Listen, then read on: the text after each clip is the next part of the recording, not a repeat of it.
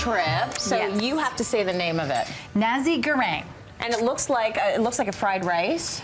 That's what it means. Oh, that's what it means. It means Good, I got fried it. rice. But guess what the Balinese think it means? What do they think it means? Leftovers.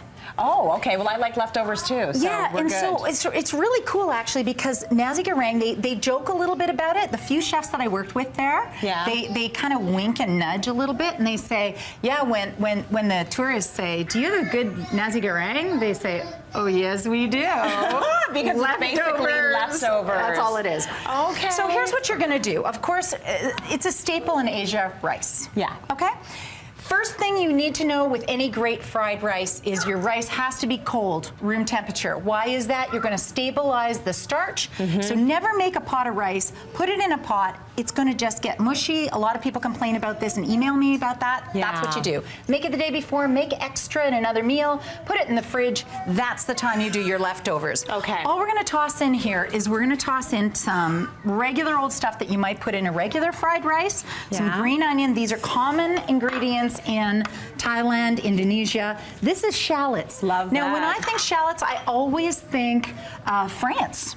You know, lots of That's shallots true. in French cooking. But actually, in Indonesia and in Thailand, shallots are like the #1 thing, man. Really? And then once again, the carrots? Yes, so there's carrots and here's cabbage. Now, do you see how beautifully those carrots were shred Yeah, it's beautiful. or cut? I want you to do it. Okay, this is so what's a this device julienne. here? Okay, or I can. I'll show you how. Yeah. All you do is you grate it like cheese. Oh, lovely. Okay. See, Now, I can actually handle that. tools of the trade. Tools of the trade. Yeah, this is one So of the if- things you want. This is one of the things you want when you're doing things like leftovers, fried rice, wraps, things like that, and that's it.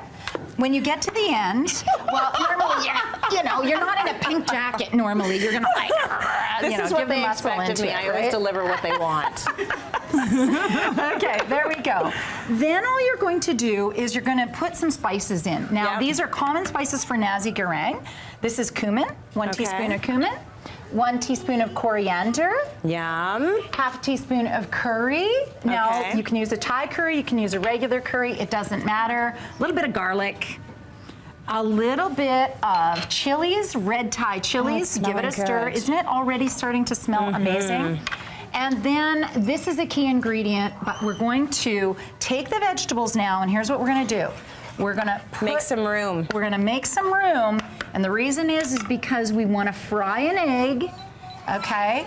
I like to use a little sesame oil when I fry an egg. You don't have to. They use coconut oil. Yeah. But I like the flavor of the sesame oil in the egg. I use a little milk in my egg. They don't use milk because, as you know, they use very little dairy. Okay. Very, very little dairy All there. right.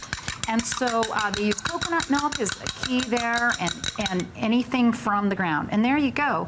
And so what this does, if you make a well in the center and you fry your egg, you're not gonna have a mushy egg. Right. Okay? Weekday cooking, right? That's it. We're gonna Love scramble that. that up. In this goes, and then the next key ingredient, which you cannot not have, is kapak manis. All that is a sweet Indonesian soy sauce.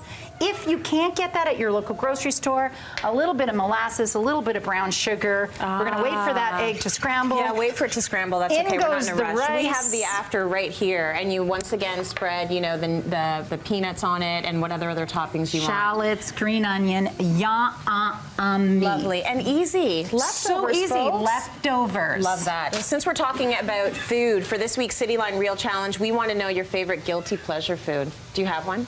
Oh. Come on, fess up. Okay, what is my gift?